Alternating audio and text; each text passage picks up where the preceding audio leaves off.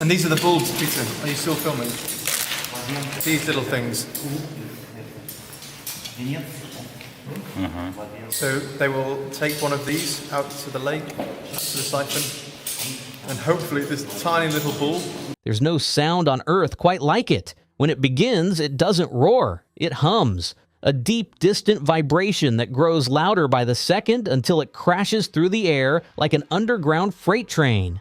It's not just water, it's pressure, speed, chaos. For the group trapped deep inside the world's deepest cave, the sound was unmistakable and absolutely terrifying, because once that sound reaches you, it's already too late. This wasn't some casual group of weekend hikers. These were professionals, a Russian caving team experienced with some of the most technically difficult expeditions in the world. They had spent 4 days descending nearly 7,000 feet into the earth, navigating vertical shafts, flooded passages, and bone-narrow squeezes. This wasn't a tourist cave or a guided walkthrough.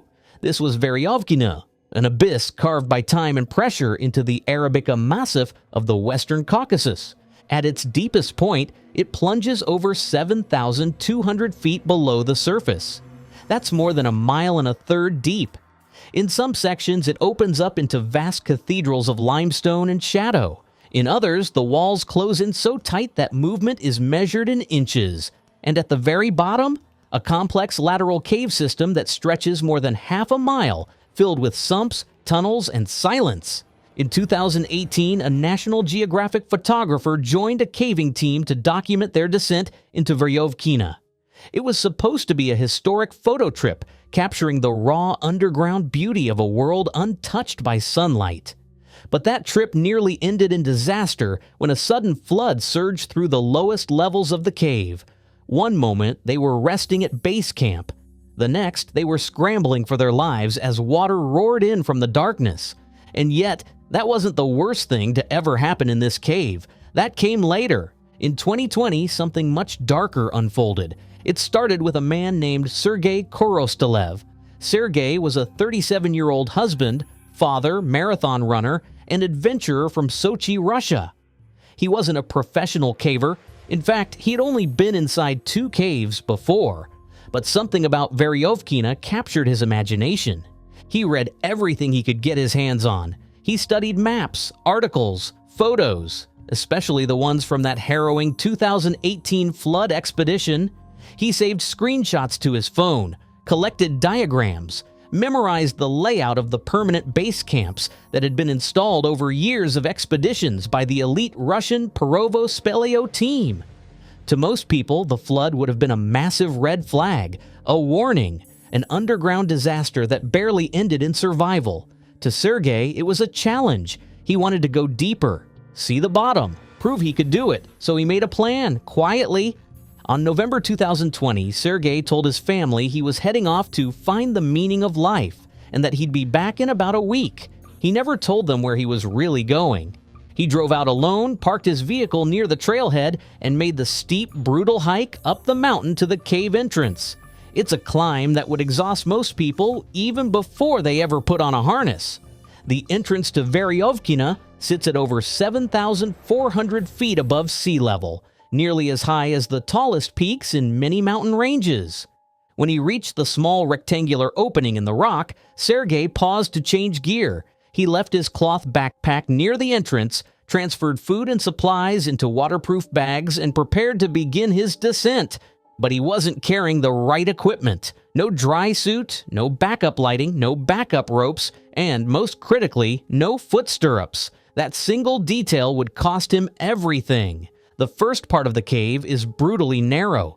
For over 12,000 feet of twisting vertical tunnels and rope shafts, the route is a physical and mental punishment. He had to drag multiple bags of gear behind him, squeezing through tight bends and slippery rock walls. But somehow he made it to the first major base camp, around 1,250 feet down. This is where the real test began.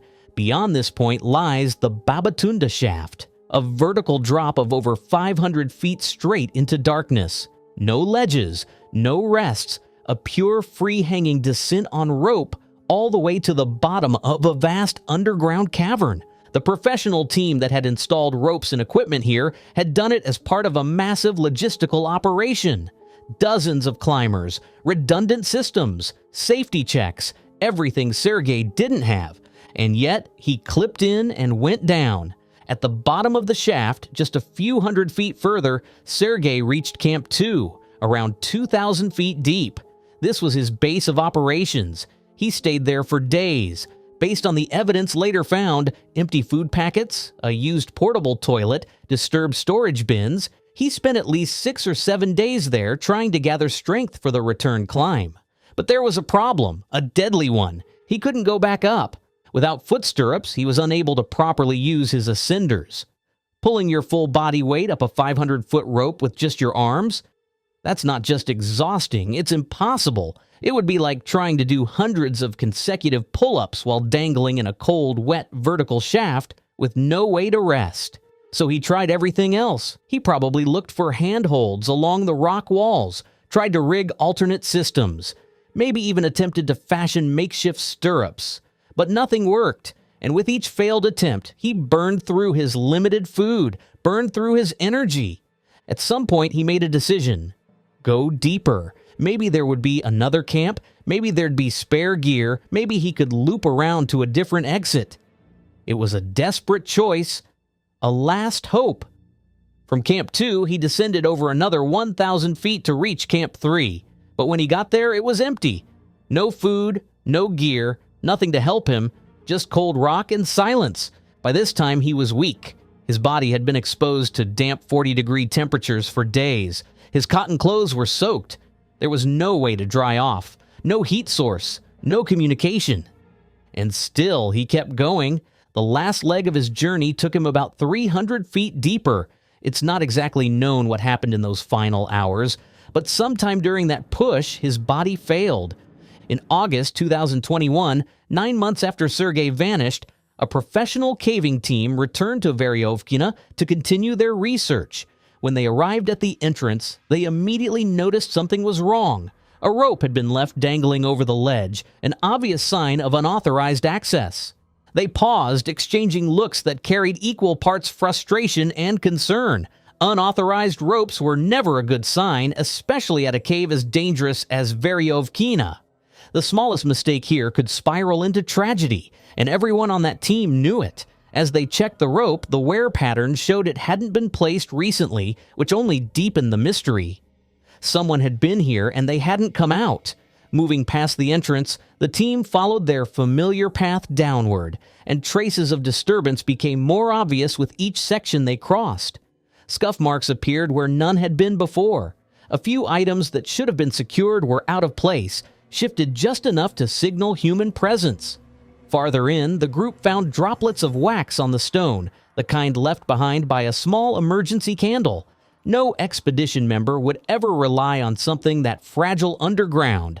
There was also a faint trail of mud dragged along the floor, uneven and erratic, like someone had slipped more than once while navigating the tight squeezes.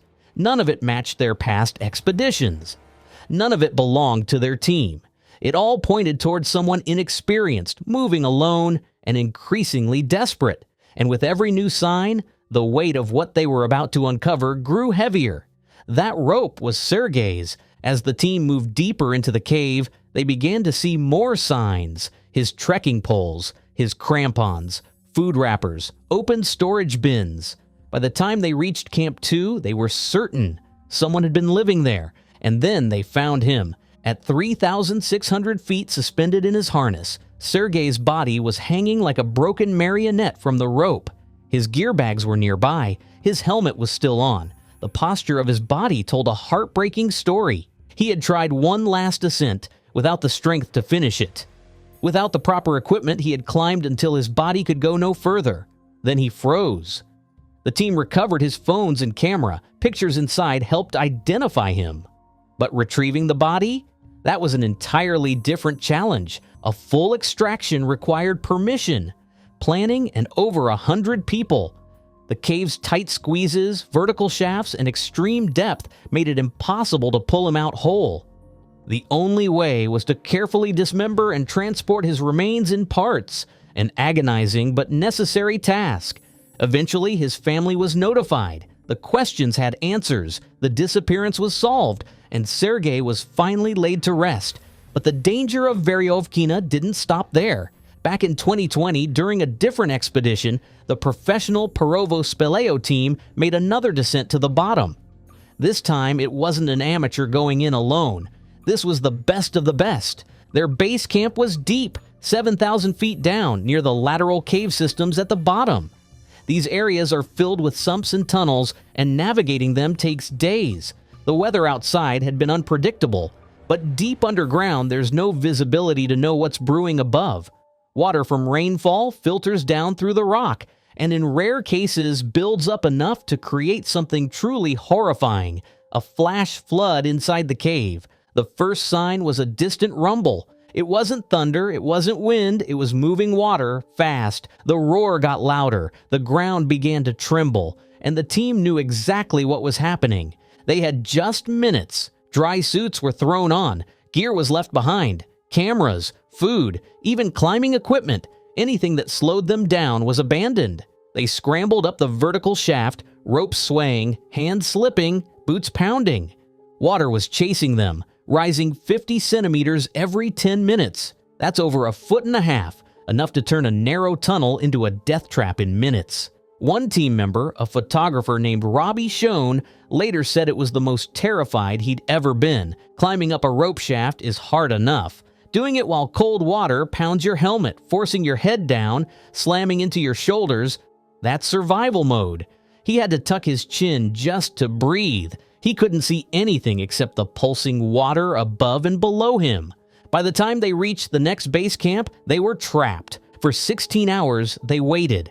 The lower levels of the cave had completely flooded. If they had stayed just a little longer, the camp where they'd been resting? Gone. That flood didn't just come close, it erased the space they had been in. Every caver knows the risks of water. But in a cave like Veryovkina, those risks aren't just about being wet or uncomfortable. They're about survival. This cave is a living thing. It breathes, it echoes, it shifts, it hides its intentions behind limestone walls and ancient tunnels. And when it chooses to strike, whether through flood, cold, or isolation, it rarely gives a second chance. What happened to Sergei was tragic, but it was also predictable. Veryovkina isn't a place for solo adventures. The professionals who mapped it took years to establish permanent camps, communication systems, and emergency plans. They worked in teams, carried backups for their backups. Sergei didn't tell anyone where he was going. He didn't ask for permission. He didn't prepare for the conditions he'd face. And once he realized his mistake, it was already too late. His story is a sobering reminder of what happens when passion overrules preparation, when determination blinds common sense, but it also reveals something else, just how brutal and unforgiving this underground world can be. Veryovkina isn't just the deepest cave on Earth. It's a place where even the smallest mistake can lead to the darkest ending. The team that found him wasn't expecting to uncover a tragedy, but they left that cave carrying a story the world needed to hear. Not just of death, but of risk, of limits, of a man who wanted to go deep, deeper than anyone should go alone, and of a cave that will always be deeper still. For those who explore, who chase mystery and thrill, remember this: the earth keeps its secrets close, and when it takes something, it doesn't always give it back. Veryovkina is proof. If you found this story intense, eye-opening, or worth sharing, consider subscribing for more deep-dive true stories from the edge of survival. Hit like, share with someone who needs to hear this, and turn on notifications so you don't miss the next one. Thanks for watching. Stay safe out there.